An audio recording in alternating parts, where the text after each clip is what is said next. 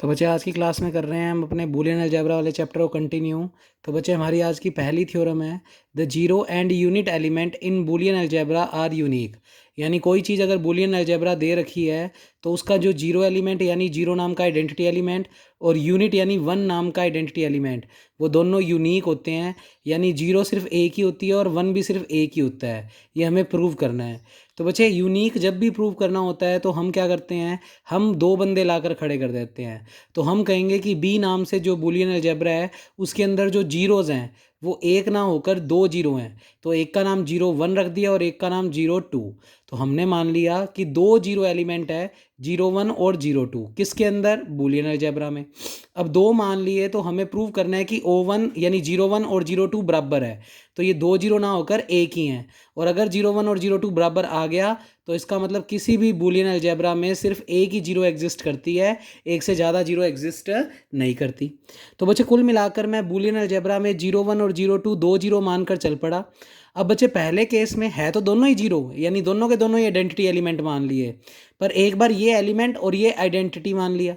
तो बच्चे अपनों ने पढ़ा हुआ है element plus identity is equal to element.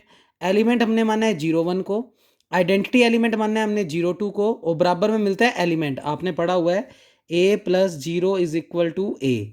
तो एलिमेंट में तो हमने ले लिया ओ वन, आइडेंटिटी में हमने ले लिया जीरो टू, और बराबर में ले लिया एलिमेंट। एलिमेंट का मतलब जीरो वन। तो zero one plus zero two बराबर जीरो वन, समीकरण नंबर एक। अब उल्टा मान लो बचे जीरो टू को एलिमेंट और जीरो वन को आइडेंटिटी एलिमेंट। तो एलिमेंट में तो आ गया जीरो टू, आइडेंटिटी में आ गया जीरो वन, और बराबर में एलिमेंट, एलिमेंट में जीरो टू। तो बचे zero two plus zero one बराबर जीरो टू। तो मैंने ये दो लाइनें कैसे लिखी है, एक बार इसको एलिमेंट और इसको आइडेंटिटी, और एक बार इसको आइडेंटिटी और इसको एलिमेंट। तो ये दोनों आ गई। अब बच्चे हमें पता है बूलियन अलजेब्रा में कॉम्यूटेटिविटी प्रॉपर्टी सेटिस्फाई होती है। तो आप इस zero two plus zero one को लिख सकते हो zero one plus zero two. बच्चे अगर इसको zero one plus zero two लिख दिया तो इसकी एल एच एस और इसकी एल एच एस सेम हो जाएगी, तो आर एच एस भी क्या हो जाएगी, इक्वल। तो हमने रीज़न में लिखा by commutativity property zero one plus zero two को लिख सकते हो zero two plus zero one.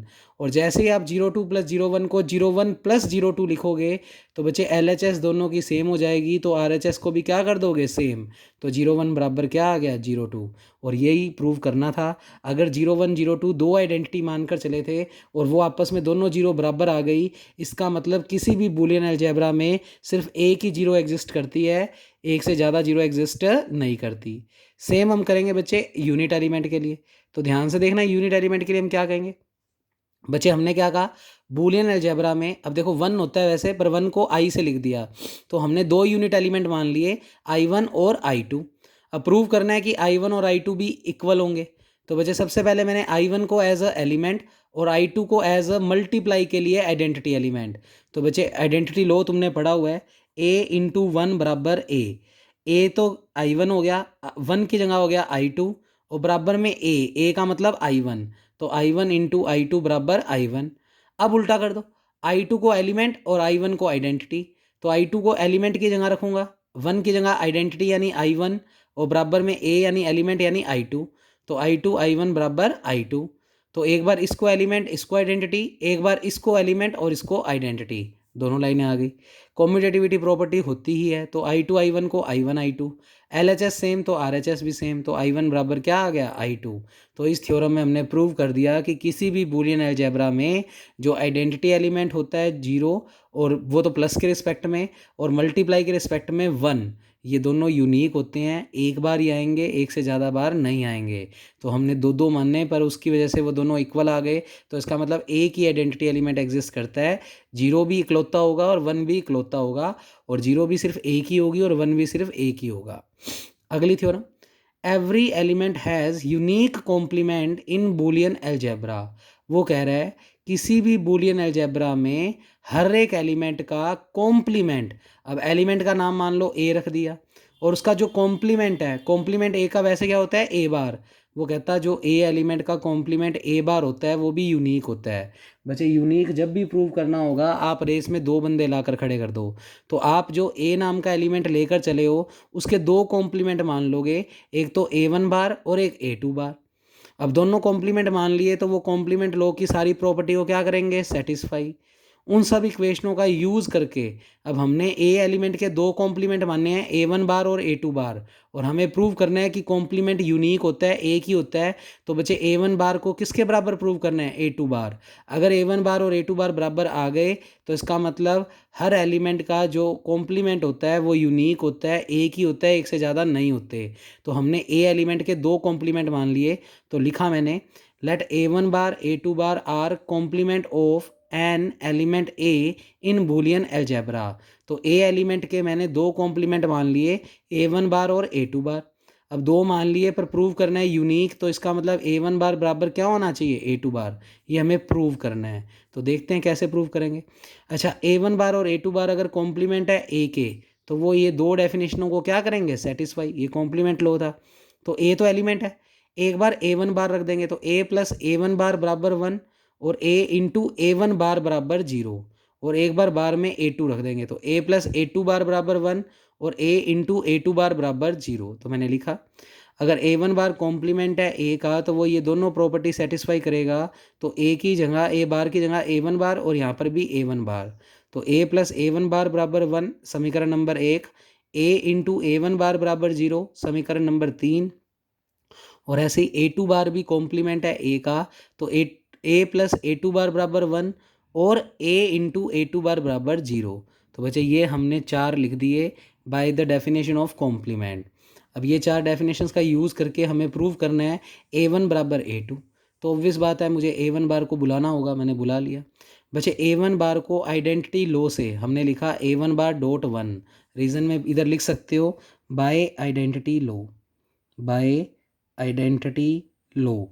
बच्चे आइडेंटिटी लो हमने पढ़ा था, मैं लिख दूं यहाँ पर A.1 बराबर A.1 बराबर ए की जगह अगर ए बार लिखेंगे तो यहाँ भी ए बार लिखेंगे। तो बच्चे A1 बार को लिख सकते हैं A1 bar dot 1, A1 bar dot 1, A1 as it is dot as it is. और बच्चे 1 को जानबूझ के हमने लिखा, 1 को देखो क्योंकि हमें A2 बार के बराबर प्रूव करना है तो A2 बार की एंट्री चाहिए। तो देखो 1 इसके बराबर भी है और 1 इसके बराबर भी, पर अभी तक आर्टिकल में A2 बार नहीं आया, तो मैं इस 1 को यहाँ से लिखूंगा बच्चे, 1 को लिखूंगा A प्लस A2 बार। तो इस 1 को जानबूझकर लिखा A प्लस A2 बार, जिससे A2 बार की एंट्री हो जाए।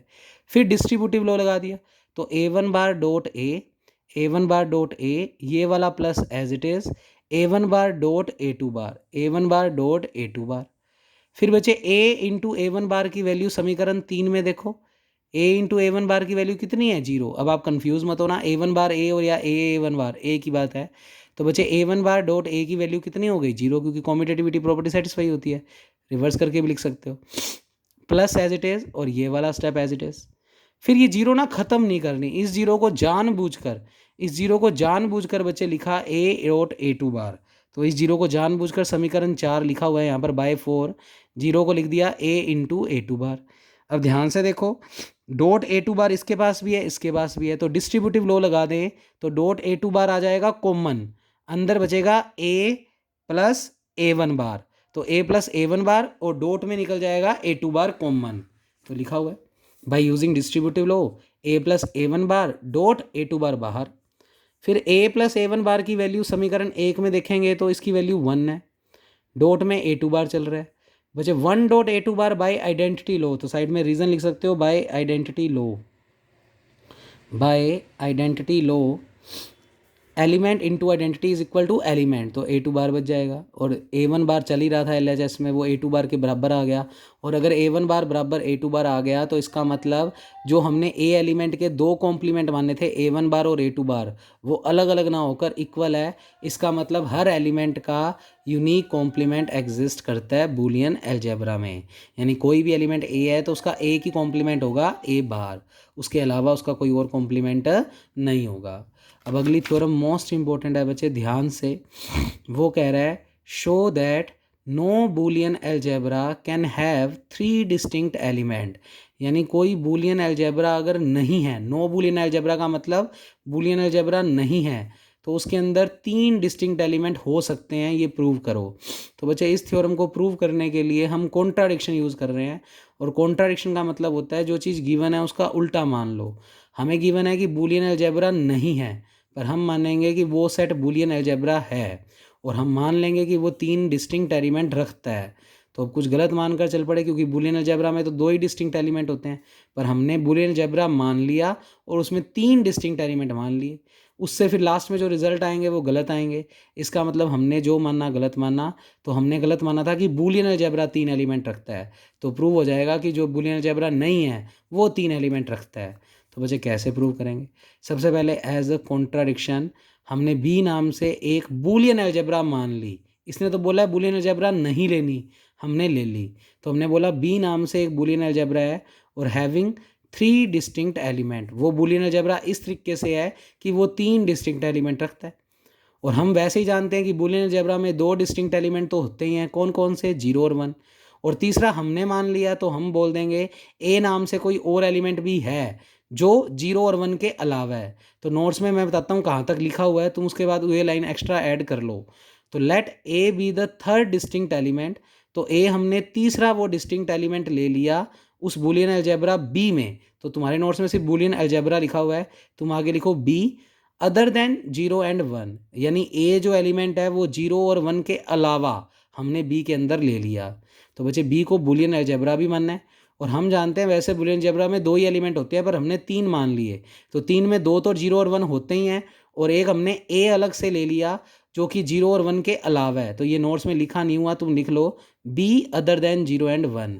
यानी ए जो है वो भी बी के अंदर एक तीसरा एलिमेंट ले लिया जो 0 और 1 के अलावा कोई और एलिमेंट है। तो that means A not equal to 0 and A not equal to 1। ना तो ए 0 के बराबर है और ना ही 1 के बराबर। अब ये मान लिया कुछ। अब अगर ए बी में है तो बूलियन अलजेब्रा की डेफिनेशन कहती है जो भी एलिमेंट बी में उसके कॉम्प्लीमेंट भी बी में होंगे। भाई कॉम्प्लीमेंट लॉ सेटिस्फाई करने का मतलब जो ए बार एलिमेंट है वो भी बी में है।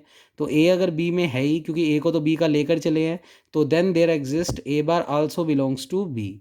तो ए का कॉम्प्लीमेंट यानी ए बार भी बी में होगा ही होगा bye the definition of Boolean algebra. और अगर ए बार बी में है तो कॉम्प्लीमेंट लॉ सेटिस्फाई होगा। तो A plus A bar equal to 1 और A dot A bar equal to 0। बच्चे लिख दिया हमने। अब हमने क्या किया बच्चे? केस बनाए। तो पहला केस बनाया, जो ये ए बार एलिमेंट बी में है उसको मान लिया कि शायद वो 0 के बराबर हो। ए तो नहीं हो सकता, पर ए बार तो 0 के बराबर हो सकता है। तो हम ए बार पे केस बनाएंगे। 3 केस बनाएंगे। एक बार तो ए बार को 0, एक बार ए बार को 1 और एक बार ए बार को ए के बराबर ही ले लेंगे। और देखते हैं तीनों से क्या कंक्लूजन आता है।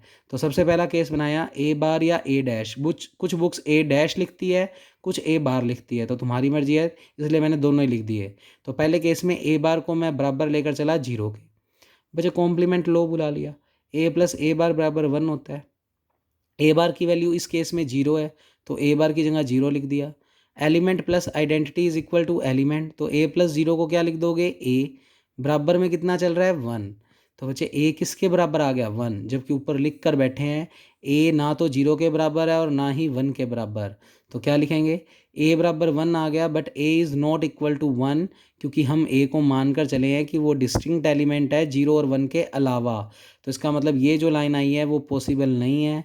अगर ये पॉसिबल नहीं है तो ए बार का भी 0 होना पॉसिबल नहीं है। तो अपन लिख दिया, सो ए bar also not equal to 0, यानी ए कॉम्प्लीमेंट या ए बार 0 के बराबर नहीं हो सकता। तो इसको लिख सकते हो विच इज़ इम्पॉसिबल। यहाँ पर एक चीज़ लिखना चाहो तो लिख सकते हो विच इज़ इम्पॉसिबल, क्योंकि हम ए को मानकर चले हैं कि वो 1 और 0 के अलावा है। पर ये तो 1 आ गया। अगर ए 1 आ गया तो ये लाइन पॉसिबल नहीं है, तो ए बार भी 0 के बराबर पॉसिबल नहीं है।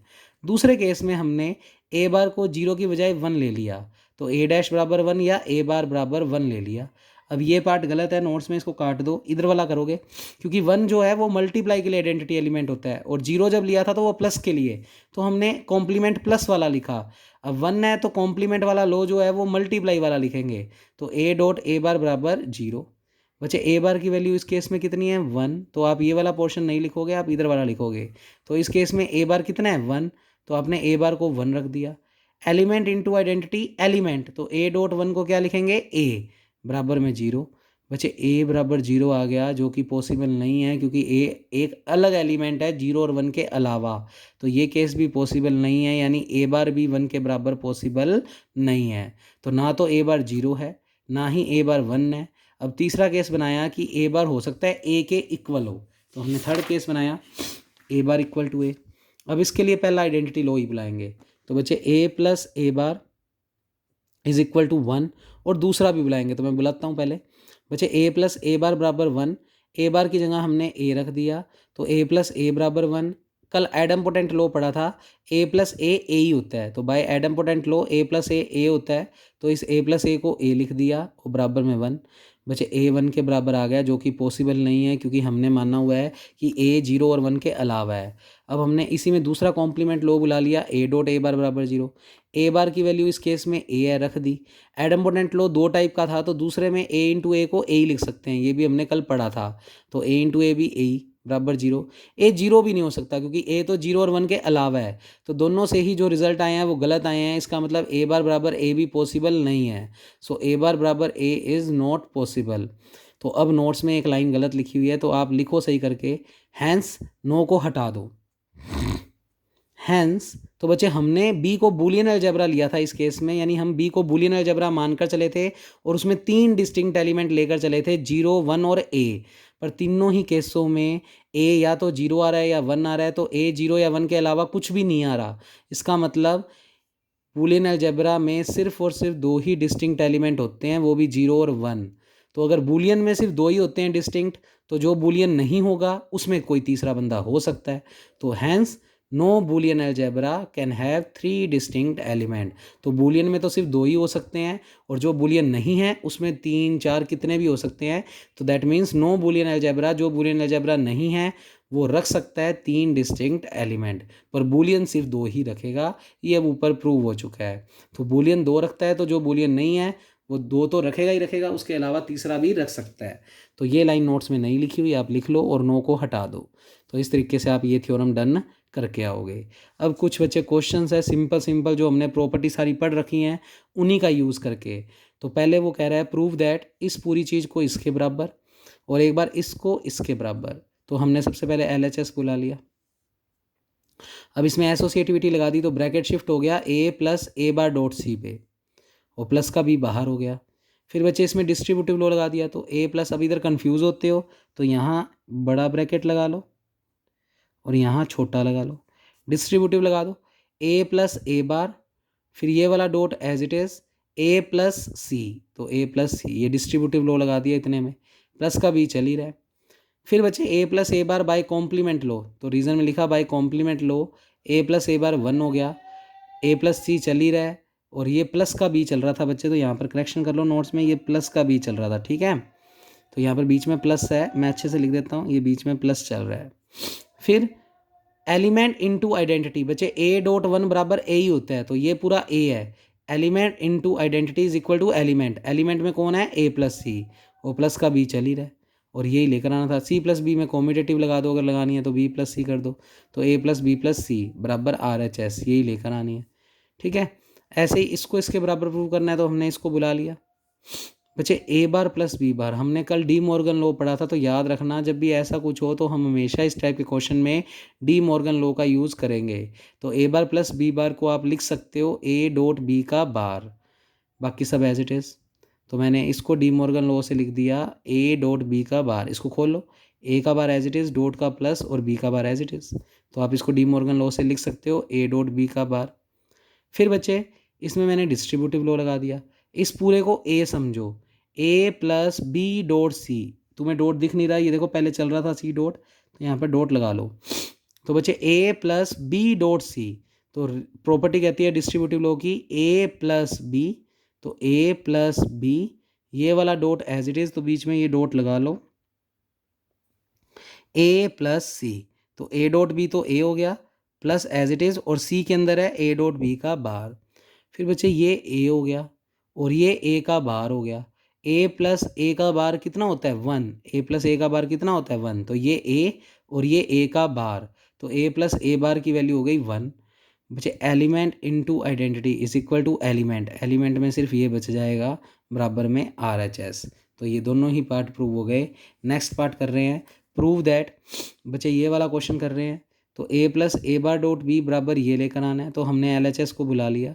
सबसे पहले डिस्ट्रीब्यूटिव लॉ लगा दिया, तो ए प्लस ए बार, ये वाला dot as it is A plus B.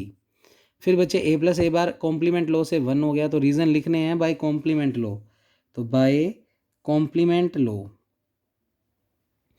तो कॉम्प्लीमेंट लो से ए प्लस ए बार हो गया 1, ये वाला step as it is. Element into identity is equal to element, तो ए प्लस बी बच जाएगा बराबर में आर एच एस। ऐसे बी पार्ट में आ जाओ, ये प्लस ये बराबर ये अच्छा पार्ट है बच्चे, इसको बुला लिया। तो इसके दोनों ही पहले के क्वेश्चन के भी दूसरा पार्ट अच्छा था और इसका भी दूसरा पार्ट, तो मैंने देखो एल एच एस को एज इट इज़ बुला लिया। बच्चे सबसे पहले इसमें भी डी मॉर्गन और इसमें भी डी मॉर्गन, ध्यान से लगाते हैं। पहले इसमें डी मॉर्गन लो लगाते हैं, तो ए पे बार अलग, प्लस का डॉट और बी पे बार अलग। फिर ये वाला प्लस एज इट इज़, इसमें डी मॉर्गन लो लगा दो, ए पे बार अलग, प्लस का डॉट और बी बार तो नाम है और उसके ऊपर बार अलग, तो बी बार का बार। वैसे बार का बार होता है वही एलिमेंट, तो ये बी बार का बार क्या बन गया बी। बाकी स्टेप एज इट इज़, ये वाला स्टेप भी एज इट इज़। फिर बच्चे ध्यान से अगर देखें तो ए बार डॉट इसके पास भी है, इसके पास भी है, तो डिस्ट्रीब्यूटिव लो लगाएंगे तो ए बार डॉट तो आ जाएगा कॉमन, तो ए बार डॉट तो आ गया कॉमन, अंदर बच जाएगा बी बार प्लस बी। तो इसको वापस डिस्ट्रीब्यूटिव से सोल्व करोगे तो यही आएगा, देखो ए बार डॉट बी बार, ये वाला plus as it is, A bar dot B, A bar dot B. तो इस तरीके से भी डिस्ट्रीब्यूटिव लग सकता है। फिर B plus B bar complement law से 1, एलिमेंट इंटू आइडेंटिटी एलिमेंट, तो ए इंटू 1 ए होता है, तो ए बार इंटू 1 क्या हो जाएगा ए बार। यही आर एच एस थी। तो बच्चे ये क्वेश्चन भी कंप्लीट। नेक्स्ट क्वेश्चन आ जाओ बच्चे, इसमें हमें ये वाला पूरा स्टेप बराबर करना है ये वाले स्टेप के, तो हमने एल एच एस को बुला लिया, ये देखो बुला रखा है। इतने इतने में डिस्ट्रीब्यूटिव लो लगा दिया, तो तुम उस पूरे को ए समझो, ए डॉट बी प्लस सी। तो नोट्स में डॉट्स नहीं लगे हुए कहीं कहीं, तो लगा सकते हो ए डॉट बी प्लस सी, तो ए डॉट बी, तो ए प्लस बी। तो बच्चे इसमें डिस्ट्रीब्यूटिव थोड़ा अलग तरीके से लगाया, ध्यान से देखना क्या लगाया मैंने, ए प्लस बी डॉट सी। तो रिजल्ट कहता है ए डॉट सी, तो ए डॉट ये सी में आ गया सारा, फिर ये वाला प्लस एज इट इज़, फिर बी डॉट सी में ये पूरा, तो बी एज इट इज़ और डॉट ये वाला पूरा स्टेप एज इट इज़। तो यहाँ पर डॉट लगाओ जिससे तुम्हें दिक्कत ना आए बच्चे। वापस सुन लो कैसे लगाया मैंने, ए डॉट बी, तो A dot B plus as it is B dot C, तो बी डॉट सी में ये B bar plus C, plus as it is ये वाला पूरा स्टेप एज इट इज़, इसमें कोई कैलकुलेशन नहीं कर रहे। अब ये वाला पूरा स्टेप एज इट इज़। बच्चे इन दोनों के अंदर अगर बात करें तो बी डॉट कॉमन आ गया, तो by distributive law B dot तो कॉमन, अंदर बचेगा B bar plus C plus A bar plus C bar, और सी बार पे टिक किया हुआ है तो कॉम्प्लीमेंट लो लगा दो, तो सी बार को क्या लिख सकते हो 1, बाकी B bar as it is, A bar as it is और सी बार को लिख दिया 1, तो सी प्लस सी बार 1 हो गया। फिर बच्चे ए बार प्लस 1, नीचे रीज़न लिखा हुआ है बाय आइडेंटिटी लो, या कह दो आइडेंटिटी थ्योरम, लो की जगह लिख दो theorem, by identity theorem. Theorem तुमने पढ़ी थी, किसी भी एलिमेंट में 1 जोड़ेंगे तो 1 नहीं आएगा, तो ए बार प्लस 1 क्या आएगा 1, ये B bar as it is plus as it is, B dot as it is, ये स्टेप एज इट इज़। बचे बी बार प्लस 1, फिर से आइडेंटिटी थ्योरम लगा दो, किसी में भी 1 जोड़ेंगे तो 1 नहीं आएगा, तो इसकी वैल्यू 1 आ गई। फिर एलिमेंट इंटू आइडेंटिटी एलिमेंट, तो बी डॉट 1 को क्या लिख दोगे बी, बाकी ये स्टेप चल ही रहा है एज इट इज़। इसमें डिस्ट्रीब्यूटिव लो लगा दो, A dot B bar plus as it is A dot C, और ये बी बन ही चुका है, तो यही हमारी आर एच एस थी। तो ये क्वेश्चन भी डन।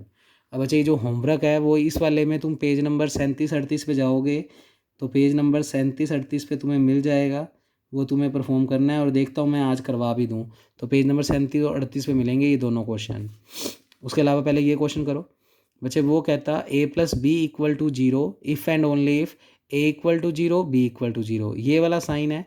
तो आप एक बार ये लेकर चलोगे और ये प्रूव, और एक बार ये लेकर चलोगे और ये प्रूव। तो पहले केस में मैं ए प्लस बी बराबर 0 लेकर चल रहा हूँ, और 2 प्रूव में लिखा ए बराबर 0 और बी बराबर 0 प्रूव करना है। तो सबसे पहले ए को बुला लिया बच्चे, ए को आइडेंटिटी लॉ से लिख सकते हैं A plus 0, A as it is plus as it is, 0 को लिखा जा सकता है B dot B bar complement law से, ए इंटू ए बार बराबर 0 होता है, क्योंकि बी की एंट्री करवानी जरूरी है, तो अभी तक बी आया ही नहीं था, तो 0 को क्या लिख दिया B dot B bar. Distributive law लगा दो, तो बच्चे ए प्लस बी, ये वाला dot as it is, A plus B bar, तो ए प्लस बी बार। फिर बच्चे ए प्लस बी की वैल्यू क्वेश्चन में गिवन है 0, तो रख दी, तो 0 डॉट कुछ बच्चे, आपको आइडेंटिटी थ्योरम पढ़ाई थी, एलिमेंट डॉट 0 बराबर 0 ही बचेगा, तो A plus B bar dot 0 क्या बचेगा 0, रीज़न में लिख सकते हो by identity theorem, by identity theorem. तो बच्चे ए डॉट 0 क्या हो गया 0, तो ए बराबर क्या आ गया 0। अब ऐसे ही बी बराबर जीरो प्रूव करना है तो बी को बुलाऊंगा, बी को लिखूंगा बी प्लस जीरो, जीरो को जानबूझ के ए डॉट ए बार, क्योंकि अब की बार ए बार की एंट्री करवानी है। तो देखो ध्यान से, बी बराबर बी प्लस जीरो, जीरो को जानबूझ के लिखा हमने ए डॉट ए बार, फिर डिस्ट्रीब्यूटिव लॉ लगा दिया तो बी प्लस ए, ये वाला dot as it is B plus A bar, फिर बी प्लस ए, बच्चे ए प्लस बी जीरो है तो बच्चे कॉम्पिटेटिविटी लगा सकते हैं, तो ए प्लस बी को बी प्लस ए लिख सकते हैं, तो बी प्लस ए भी जीरो है, जीरो डॉट कुछ element into zero is equal to zero by identity theorem. तो इसमें भी कौन सी थ्योरम लगी है बच्चे, बाय आइडेंटिटी थ्योरम। तो बच्चे कुल मिलाकर बी कितना आ गया, जीरो। तो यही प्रूव करना था। कन्वर्स में ए जीरो है बी जीरो है और प्रूव करना है A plus B equal to zero. तो बच्चे हमने LHS बुला ली, ए भी जीरो है बी भी जीरो है, रख दिया, जीरो प्लस जीरो क्या होता है, जीरो, यही RHS चाहिए थी। तो ये तो नकली सा था, ये आपका हो जाएगा। अब जो होमवर्क है वो पेज नंबर 37 और 38 पे देख लेते हैं वो भी, पर उससे पहले ड्यूअलिटी पढ़ लेते हैं। बच्चे ड्यूअलिटी में बस एक लाइन लिखनी है कि जो भी बूलियन अलजेब्रा है उसमें हर एक का ड्यूल कर दो। तो बच्चे मेनली प्लस का ड्यूल हो जाएगा अपने पास मल्टीप्लाई, मल्टीप्लाई का प्लस, जीरो का वन और वन का जीरो, तो वो चीज़ उसका क्या बन जाएगी, ड्यूल। तो वो क्या कहता है, the dual of any statement in Boolean algebra, Boolean algebra ऐसे लिखी थी और इसका ड्यूल निकालना है, तो आप क्या करो, interchanging the operation plus and dot, plus और डॉट ऑपरेशन को इंटरचेंज कर दो और जीरो और वन को आपस में इंटरचेंज कर दो, उससे जो रिजल्टेंट मिलेगा वो ड्यूअलिटी कहलाएगी उस बूलियन अलजेब्रा की। एग्जाम्पल के तौर पे जैसे मान लो ये लिखा आ गया, इसका ड्यूल बनाना है, तो बच्चे स्टार की जगह प्लस, प्लस की जगह स्टार, स्टार की जगह प्लस। ऐसे ही एक एग्जाम्पल और, ए डॉट जीरो बराबर जीरो, इसका ड्यूल निकालना है, तो ए एज इट इज़, डॉट का कर दो प्लस, जीरो का कर दो वन और बराबर में जो जीरो है उसका भी वन, ऐसे इसका ड्यूल निकाल लो। तो बच्चे पहले तो इसको खोल दिया, A dot B plus A dot C. अब इस पूरे स्टेप का ड्यूल बनाना है, तो बच्चे डॉट की जगह प्लस, प्लस की जगह डॉट, डॉट की जगह प्लस, प्लस की जगह डॉट, डॉट की जगह प्लस। तो इस तरीके से ड्यूल बना सकते हो। ये भी चार प्रॉपर्टी रखता है, बस याद ही करनी है, कॉम्यूटेटिव, एसोसिएटिव, डिस्ट्रीब्यूटिव और आइडेंटिटी और कॉम्प्लीमेंट। तो बस ये लिखना है। कॉम्प्लीमेंट में थोड़ा सा देख लेना, जीरो का कॉम्प्लीमेंट वन, वन का कॉम्प्लीमेंट जीरो। तो इस तरीके से आपको ये 5 से 6 प्रॉपर्टी सेक्शन ए के लिए 1 मार्क्स के लिए है और कुछ नहीं है, तो ये आप देख कर आएंगे। उसके अलावा बच्चे इस तरीके के क्वेश्चन भी पेपर में देखने को मिल सकते हैं। आपको एक स्टेटमेंट दे देगा, उसको आपको बूलियन अलजेब्रा में बदलना है और फिर उसको सिंप्लीफाई करना है। अब बूलियन अलजेब्रा में बदलने का मतलब जो स्टेटमेंट्स दिए हुए हैं उसको एलिमेंट्स की फॉर्म में, तो बच्चे पी को नाम दे देंगे ए, क्यू को नाम बी, ऐसी कोई आर होता तो उसको नाम सी। अच्छा, एंड की जगह कल भी बताया था, एंड की जगह हम लगाएंगे मल्टीप्लाई, और की जगह लगाएंगे प्लस और नेगेशन की जगह लगाएंगे कॉम्प्लीमेंट। तो ये चेंजेस रहेंगी हमारी, जब ये कर देंगे तो वो बूलियन अलजेब्रा में एक्सप्रेशन हो जाएगा और फिर उसको आगे सिंप्लीफाई कर देंगे। तो देखो कैसे, मैंने ये पूरा क्वेश्चन बुला लिया, ध्यान से देखना। पी को लिखा ए, क्यू को लिखा बी, एंड का साइन है और एंड को लिख रहे हैं मल्टीप्लाई से, तो मल्टीप्लाई के एंड की जगह लगा दिया मल्टीप्लाई, फिर और की जगह लगाना है प्लस। एक बार इस नगेशन को भूल जाओ, एक बार इस पूरे ब्रैकेट को सोल्व करो। पी की जगह ए, नगेशन क्यू है बच्चे, क्यू को बी बोला है तो नगेशन का मतलब बी बार, तो बच्चे क्यू को तो बी और नगेशन का मतलब बी के ऊपर बार, तो बी के ऊपर बार। और का साइन है तो प्लस, एंड का साइन है तो मल्टीप्लाई, क्यू की जगह बी, और बच्चे इस पूरे ब्रैकेट के बाहर था नगेशन, तो इस पूरी क्वांटिटी के ऊपर बार लग गया। तो इस तरीके से आप रिप्लेसमेंट्स करेंगे। फिर ये step as it is, plus as it is. बच्चे इसमें सबसे पहले डिस्ट्रीब्यूटिव लॉ लगा दिया, तो ये डॉट बी ए को भी दे दिया और बी बार को भी, तो A dot B plus as it is B bar dot B. फिर बच्चे B dot B bar, A dot A bar होता है जीरो कॉम्प्लीमेंट लॉ से, तो कॉम्प्लीमेंट लॉ से इसकी value zero, A dot B चल ही रहा है, प्लस चल ही रहा है, बार चल ही रहा है, तो ये बार चल रहा है अभी भी, तो ये अगर आपको हाईलाइट नहीं हो रहा है तो आप इसको अच्छे से लिख दो, बार अभी भी चल रहा है। फिर बच्चे element plus identity is equal to element, तो A dot B plus zero, A dot B बचेगा, तो लिखा भी रीजन में नहीं लिखा हुआ तो आप लिख लो यहाँ पर, ए प्लस जीरो बराबर होता है ए, तो ये ए हो गया पूरा, ये जीरो हो गया, बराबर में ए बचेगा, तो इस पूरे का रिजल्ट ए डॉट बी बचेगा। बार चल ही रहा है तो बार चलने दो। एलिमेंट प्लस उसका बार, ए प्लस ए बार होता है वन, तो ये ए हो गया और ये ए का बार हो गया, तो ए प्लस ए बार कितना हो गया, वन। तो बच्चे ये क्वेश्चन भी कंप्लीट। अब सीधा नोट्स में 10 नंबर पेज से 37-38 नंबर पेज पे आ जाओ, तो जो होमवर्क है वो भी फटाफट से देख लेते हैं, जिससे एक टाइप के क्वेश्चन सारे कंप्लीट हो जाएंगे। तो बच्चे ध्यान से देखें,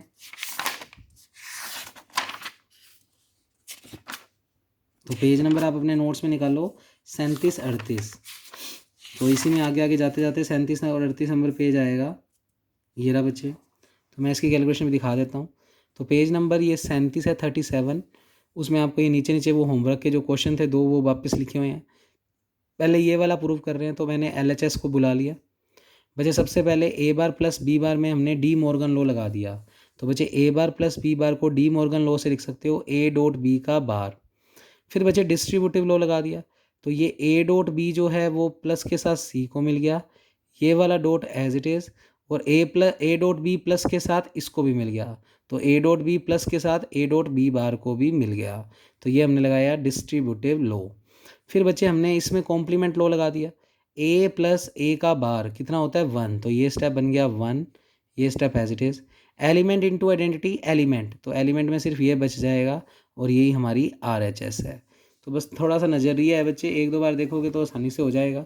बी पार्ट देख लो इसका। तो बच्चे बी पार्ट में हमें सोल्व करना है, LHS बुला लिया हमने। बच्चे डिस्ट्रीब्यूटिव लॉ लगाया इसमें भी और इसमें भी, ध्यान से देखना आप। ए प्लस ए बार, ये वाला dot as it is, A plus B, फिर ये डॉट एज इट इज़। अब इसमें डिस्ट्रीब्यूटिव लॉ लगा दो, तो ए बार प्लस ए, फिर ये वाला dot as it is, A bar plus B, ये लग गया जी डिस्ट्रीब्यूटिव लॉ। फिर ए प्लस ए बार को 1 लिख सकते हैं, ये statement as it is. A bar plus A को 1 लिख सकते हैं, ये statement as it is. Element into identity element, तो ए प्लस बी बचेगा। एलिमेंट इंटू आइडेंटिटी एलिमेंट, तो ये बचेगा। फिर बच्चे इसके अंदर ध्यान से देखो, प्लस बी और प्लस बी दोनों ब्रैकेट में है, तो by distributive law plus B बाहर हो जाएगा, अंदर बचेगा ए डॉट ए बार, और प्लस का बी दोनों में से कॉमन निकल गया। ए डॉट ए बार की वैल्यू कॉम्प्लीमेंट लॉ से 0, एलिमेंट प्लस आइडेंटिटी एलिमेंट, तो बी प्लस 0 क्या बनेगा बी, और यही हमारी RHS है। तो बच्चे ये होमवर्क वाला काम भी कंप्लीट।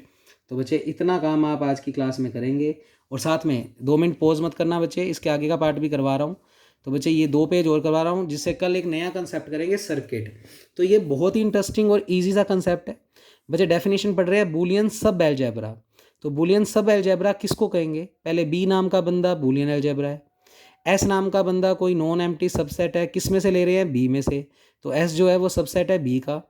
अगर एस को हम बूलियन एलजेब्रा प्रूव करना चाहते हैं, तो इस एस सेट को अगर बूलियन सब एलजेब्रा बनना है तो उसे 3 ऑपरेशन के लिए क्लोज्ड होना पड़ेगा। तो if S is closed, S closed हो जाए किस किस के लिए? एक तो प्लस ऑपरेशन के लिए, एक मल्टीप्लाई ऑपरेशन के लिए, और एक कॉम्प्लीमेंट साइन के लिए। अगर तीनों के लिए एस सेट क्लोज्ड हो जाए तो हम इस एस को क्या कहेंगे? Boolean algebra. या इसकी एक डेफिनेशन और है, अगर एस को बूलियन एलजेब्रा बनना है, बूलियन सब एलजेब्रा बनना है, तो उस एस को खुद क्या बनना पड़ेगा? Boolean algebra. तो या तो एस को बूलियन एलजेब्रा ही बना दो, तो भी एस बूलियन सब एलजेब्रा बन जाएगा। अदरवाइज एस को क्लोज प्रूव कर दो इन 3 ऑपरेशन के लिए। अब क्लोज का मतलब क्या है? बच्चे जिस भी सेट को क्लोज प्रूव कर रहे हो उससे 2 एलिमेंट मांग लो। तो हमने एस से 2 एलिमेंट लिए, ए और बी। और फिर हम प्लस के लिए अगर क्लोज प्रूव करना चाहते हैं तो ए और बी में प्लस लगा दो, जो रिजल्ट बनेगा वो एस में ही जाना चाहिए। तो ये प्लस के लिए क्लोज प्रॉपर्टी है, कहने का मतलब क्लोजर प्रॉपर्टी है। क्लोजर में क्या करते थे? हम अपने सेट से 2 एलिमेंट लेते थे, जो ऑपरेशन है वो लगाते हैं, जो रिजल्ट बनता है वो भी उसी सेट में होना चाहिए। तो क्लोजर प्रॉपर्टी सेटिस्फाई। तो क्लोज का मतलब क्लोजर से ही है। फिर मल्टीप्लाई के लिए अगर क्लोज प्रूव करना है तो वही एस से 2 एलिमेंट लिए, ए और बी, और ए और बी के बीच में अब की बार डॉट लगा दो, और ये रिजल्ट अगर एस में चला गया तो मल्टीप्लाई के लिए भी क्लोज प्रॉपर्टी क्या हो गई? सेटिस्फाई। कॉम्प्लीमेंट के लिए क्या कहता है? अगर ए एलिमेंट एस का है तो उसका कॉम्प्लीमेंट ए बार भी एस में होना चाहिए। अगर है तो कॉम्प्लीमेंट के लिए भी क्लोज प्रॉपर्टी क्या हो गई? सेटिस्फाई। यानी जो भी एलिमेंट एस में है उनके कॉम्प्लीमेंट भी एस में होने चाहिए। अगर हैं तो एस सेट कॉम्प्लीमेंट के लिए भी क्लोज प्रॉपर्टी सेटिस्फाई करता है। और अगर ये तीनों करता है तो इस एस को क्या कहेंगे? बूलियन सब एलजेब्रा। तो या तो उसको बूलियन एलजेब्रा प्रूव कर दो या उसके लिए ये 3 प्रॉपर्टी प्रूव कर दो। अब सिंपल सिंपल सी 3 थ्योरम है तो वो और कर लो। उसी के साथ बच्चे ये वाला कंसेप्ट फिर ख़त्म हो जाएगा। तो देखो ध्यान से, a non empty subset S of a Boolean algebra B, यानी हमें बी नाम से जो सेट दिया हुआ है वो बूलियन एलजेब्रा दिया हुआ है। एस उसका क्या दिया हुआ है? Non empty set. कहता उस एस सेट को प्रूव करो कि वो क्या होगा? बूलियन सब एलजेब्रा। यानी हमें एस को प्रूव करना है कि वो बूलियन सब एलजेब्रा है, पर उसके अलावा कुछ गिवन है। अब देखो एस को बूलियन सब एलजेब्रा प्रूव करना है तो 3 ऑपरेशन के लिए क्लोज प्रूव करना है, पर कुछ गिवन है। कहता इफ़ एस इज़ क्लोज, यदि एस क्लोज्ड है अंडर एडिशन एंड कॉम्प्लीमेंटेशन। अब गिवन ही है कि एस क्लोज तो है ही, प्लस के लिए और कॉम्प्लीमेंट के लिए। तो सिर्फ बचा क्या, मल्टीप्लाई। तो सिर्फ मल्टीप्लाई के लिए क्लोज प्रूव करना है, अगर कर पाए तो बात बन जाएगी। अब बच्चे इसको मैं पहले समझाता हूँ और फिर मैं इसमें से दिखाता हूँ तुम्हें। तो बच्चे मैं एक पेज पे समझा रहा हूँ आपको, ये थ्योरम ध्यान से समझना। तो बच्चे हमें गिवन क्या है, पहले तो ये सुनो। एस हमें क्लोज दिया हुआ है, एक तो प्लस के लिए और एक कॉम्प्लीमेंट के लिए। इन दो के लिए क्लोज दिया हुआ है, इसका मतलब ए प्लस बी टाइप का एलिमेंट एस में है ही है। और अगर ए एलिमेंट एस का है तो ए बार भी एस में है, ये गिवन है। हमें प्रूव करना है कि एस जो है वो मल्टीप्लाई के लिए भी क्लोज्ड हो जाए। अब मल्टीप्लाई के लिए क्लोज के लिए एस से दो एलिमेंट लिए, ए और बी। अब अगर ए और बी एस में है तो हमें पता है कि बार के कॉम्प्लीमेंट के लिए तो प्रॉपर्टी सेटिस्फाई है। तो ए अगर एस में है तो ए बार भी एस में, बी अगर एस में तो बी बार भी एस में, बाय कॉम्प्लीमेंट लो, क्योंकि वो तो गिवन ही है। अब ए बार और बी बार एस में है, कोई भी दो एलिमेंट अगर एस में है तो प्लस के लिए भी क्लोज्ड है, गिवन है। तो ए बार और बी बार अगर एस में है तो ए बार प्लस बी बार भी एस में होगा ही होगा, क्योंकि एस प्लस के लिए क्लोज्ड है। अब अगर ये क्लोज्ड इसमें है ही है तो बच्चे बाय डी मॉर्गन लो इस ए बार प्लस बी बार को लिख सकते हो ए डॉट बी का bar belongs to S by De Morgan law. ये एलिमेंट अगर एस में चला गया और एस आपको कॉम्प्लीमेंट के लिए क्लोज दिया हुआ है, तो जो भी एलिमेंट एस में उनका कॉम्प्लीमेंट भी एस में, तो इस एलिमेंट का कॉम्प्लीमेंट क्या होगा, ए डॉट बी बार। ये तो एलिमेंट हो गया, इसका कॉम्प्लीमेंट भी फिर किस में होगा, एस में, क्योंकि कॉम्प्लीमेंट के लिए क्लोज दिया हुआ है। अब बच्चे ये अगर एस में तो किसी के बार का बार होता है वही एलिमेंट, तो ए डॉट बी किस में चला गया, एस में। और यही तो बिठाना था कि एस से जो दो एलिमेंट लिए थे उनका प्रोडक्ट भी एस में होना चाहिए। अगर है तो मल्टीप्लाई के लिए भी क्लोज्ड हो गया, प्लस के लिए और कॉम्प्लीमेंट के लिए दिया ही हुआ था, तो ओवरऑल तीनों प्रॉपर्टी सेटिस्फाई। तो एस क्या बन गया, बूलियन सब अलजेब्रा। अब लिखा हुआ पढ़ते हैं। तो बच्चे बी एक बूलियन अलजेब्रा दिया हुआ है, एस हमें एक नॉन एम्प्टी सबसेट दिया हुआ है बी का, विच इज़ क्लोज, जो कि क्लोज दिया हुआ है प्लस के लिए और कॉम्प्लीमेंट के लिए। टू प्रूव एस एक बूलियन सब अलजेब्रा है, ये प्रूव करना है। तो we need to show, only हमें शो करना है S is close for multiplication, addition और कॉम्प्लीमेंटेशन। बट एस दिया हुआ है कि वो एडिशन और कॉम्प्लीमेंट के लिए तो क्लोज्ड है, तो now we can prove only कि एस जो है वो क्लोज्ड होगा सिर्फ किसके लिए, मल्टीप्लाई के लिए। और उसके लिए आप एस से दो एलिमेंट लोगे और प्रूव करोगे ए डॉट बी किस में चला जाए, एस में। बस ये प्रूव करना है, अगर हो गया तो बात बन जाएगी। तो मैंने एस से दो एलिमेंट लिए हुए हैं, ए और बी, क्योंकि ए भी एस में है बी भी एस में है और कॉम्प्लीमेंट लो सेटिस्फाई हो रहा है, तो ए बार भी एस में होगा बी बार भी एस में होगा बाय कॉम्प्लीमेंट इन एस। फिर ए बार एस में बी बार एस में और एस में जो भी दो एलिमेंट है प्लस के लिए भी क्लोज्ड है, तो इन दोनों का सम भी एस में होगा ही होगा। तो ए बार प्लस बी बार भी किस में होगा, एस में, बाय एडिशनल प्रॉपर्टी। फिर अगर ये एस में तो डी मॉर्गन लॉ लगा दो, तो ए बार प्लस बी बार को लिख सकते हो ए डॉट बी का बार बिलोंग्स टू एस चल ही रहे। अगर ये एलिमेंट एस में और कॉम्प्लीमेंट लॉ सेटिस्फाई हो रहा है तो इस पूरे एलिमेंट का बार भी एस में, तो इस पूरे एलिमेंट का बार भी एस में। बार का बार होता है सिंपल, तो ए डॉट बी किस में चला गया, एस में। यही प्रूव करना था। अगर ये प्रूव हो गया तो एस मल्टीप्लाई के लिए भी क्या हो गया, क्लोज्ड। तीनों हो गई तो एस क्या बन गया, बूलियन सब अलजेब्रा। अगली थ्योरम में कुछ और कर दिया। अगली थ्योरम में कहता एस एक नॉन एम्प्टी सबसेट है बूलियन अलजेब्रा बी का, उसको प्रूव करना है सब अलजेब्रा, जबकि गिवन है कि एस क्लोज्ड है मल्टीप्लाई के लिए और कॉम्प्लीमेंट के लिए। तो अब की बार एस मल्टीप्लाई और कॉम्प्लीमेंट के लिए क्लोज्ड है, तो सिर्फ प्लस के लिए क्लोज करना है। तो हमने लिखा we need to show only S is close for addition. तो एस से कितने एलिमेंट मांगेंगे, दो, और प्रूव करेंगे इनका सम भी किस में हो जाए, एस में। अब की बार ये प्रूव करना है। तो हमने कैसे किया, ए और बी एस से लिए हैं, क्योंकि कॉम्प्लीमेंट लॉ सेटिस्फाई हो रहा है, तो ए बार और बी बार भी किस में होंगे, एस में। ए बार और बी बार एस में है और मल्टीप्लाई के लिए भी क्लोज्ड है, तो इन दोनों का मल्टीप्लाई भी एस में। तो अब की बार ए बार डॉट बी बार किस में होगा, एस में। फिर डी मॉर्गन लॉ लगा दो, ए बार डॉट बी बार को लिख सकते हो ए प्लस बी का बार, खोल के देख लो, ए बार प्लस का डॉट बी का बार। तो बच्चे इसमें डी मॉर्गन लॉ से लिख सकते हो ए प्लस बी का बार बिलोंग्स टू एस चल ही रहा। अगर ये एस में तो बाय कॉम्प्लीमेंट लो इस पूरे का बार भी एस में, तो इस पूरे का बार भी एस में। बार का बार क्या होता है, सिंपल, तो ए प्लस बी किस में चला गया, एस में। और अगर ये एस में चला गया तो प्लस के लिए क्लोज हो गया, तो इसका मतलब बूलियन सब अलजेब्रा प्रूव हो गया। तो नीचे लिख सकते हो that means S is a Boolean सब अलजेब्रा, इसमें भी और पहले वाली में भी। अब अगली और सिंपल, वो कहता दो सब अलजेब्रा का इंटरसेक्शन भी हमेशा सब अलजेब्रा होता है। तो दो सब अलजेब्रा दी हुई है और प्रूव करना है कि दो सब अलजेब्रा का इंटरसेक्शन भी सब अलजेब्रा होगा।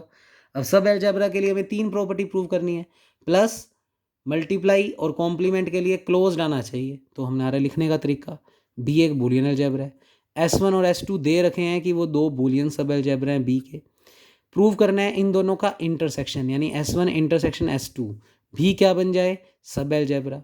इसके लिए क्या प्रूव करना है, तो S1 इंटरसेक्शन S2 को प्रूव करना है कि वो क्लोज्ड हो जाए किन किन ऑपरेशन के लिए, एडिशन, मल्टीप्लिकेशन और कॉम्प्लीमेंटेशन।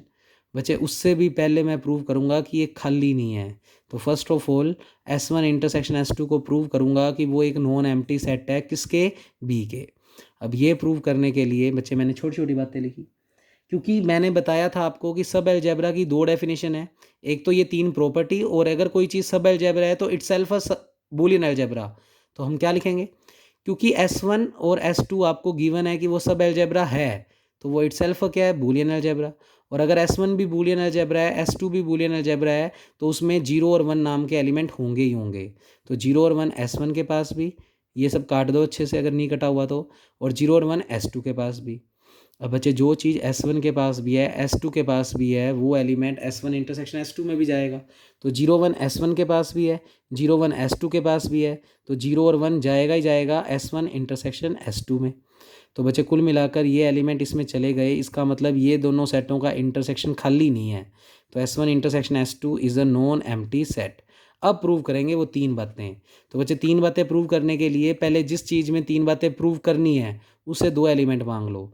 S1 इंटरसेक्शन S2 से क्या मांग लोगे, दो एलिमेंट, और प्रूव करोगे इनका प्लस भी इसमें होना चाहिए, इनका मल्टीप्लाई भी इसमें होना चाहिए, और एक बार भी इसमें होना चाहिए, और बी बार भी प्रूव कर दो चाहिए इसमें होना चाहिए। तो एक भी बार दिखा दिया तो मतलब प्रूव है। तो बच्चे सबसे पहले ए और बी अगर इससे लेकर चले हैं, तो कोई चीज़ अगर इंटरसेक्शन में है तो ये दोनों एलिमेंट S1 के पास भी हैं एंड ये दोनों एलिमेंट S2 के पास भी हैं। तो क्या लिखेंगे, ये एलिमेंट अगर हम इस कलेक्शन से लेकर चले हैं तो इसका मतलब ए और बी S1 के पास भी है एंड ए और बी S2 के पास भी है। अब S1 S2 सब अलजेब्रा दिए ही हुए हैं, तो बच्चे ए कोमा बी अगर S1 में है तो ए प्लस बी भी S1 में। ऐसे ही ए और बी अगर S2 के पास है और S2 सब अलजेब्रा है तो प्लस के लिए क्लोज्ड है, तो ए प्लस बी टाइप का एलिमेंट S2 के पास। अब यही वाला एलिमेंट S1 के पास, यही वाला एलिमेंट S2 के पास, जो चीज़ दोनों के पास वो इंटरसेक्शन में जाएगी जाएगी। तो ए प्लस बी किस में चला गया, S1 इंटरसेक्शन S2 में, यानी प्लस के लिए तो क्लोज प्रॉपर्टी इंटरसेक्शन में क्या हो गई, सेटिस्फाई। फिर ए और बी फिर से दो एलिमेंट मांग लिए। अब ए और बी S1 के पास भी है और ए और बी फिर किसके पास भी होंगे, S2 के पास भी। S1 S2 सब अलजेब्रा है तो मल्टीप्लाई के लिए क्लोज्ड है, तो ए डॉट बी S1 के पास होगा और ए डॉट बी S2 के पास होगा। ये एलिमेंट S1 के पास, ये S2 के पास, कोई चीज़ दोनों के पास है तो इंटरसेक्शन में जाएगी जाएगी। तो ए डॉट बी किस में चला गया, S1 इंटरसेक्शन S2 में। इसका मतलब मल्टीप्लाई वाले के लिए भी ये सेट क्या हो गया, क्लोज्ड। अब हमें करना है कॉम्प्लीमेंट। तो ए नाम का एक एलिमेंट ले लिया इससे, अब इसमें से लिया है तो ए S1 के पास भी है और ए S2 के पास भी है। S1 S2 सब अलजेब्रा दिए हुए हैं तो ए बार S1 में होगा ही होगा, ए बार S2 में होगा ही होगा। अब ए बार S1 के पास भी है, ए बार S2 के पास भी है, तो ए बार जाएगा ही जाएगा S1 इंटरसेक्शन S2 में। यानी जो भी एलिमेंट तुमने इससे लिए हैं उनका कॉम्प्लीमेंट भी इसमें जा रहा है, तो तीनों प्रॉपर्टी सेटिस्फाई। तो इसका मतलब दो सब अलजेब्रा का इंटरसेक्शन भी हमेशा क्या होता है, सब अलजेब्रा। तो नीचे यही लिख रहा है S1 intersection S2 close prove हो गया, प्लस के लिए, डॉट के लिए और कॉम्प्लीमेंटेशन के लिए। इसका मतलब S1 इंटरसेक्शन S2 क्या प्रूव हो गया, सब बूलियन अलजेब्रा। तो बच्चे इस तरीके से आप ये कंसेप्ट करके आओगे। कल की क्लास मोस्ट इंपॉर्टेंट है, पेपर में क्वेश्चन आना ही आना है वहाँ से बच्चे, लॉजिक गेट्स जो हम कल की क्लास में परफॉर्म करेंगे। Okay, thank you class.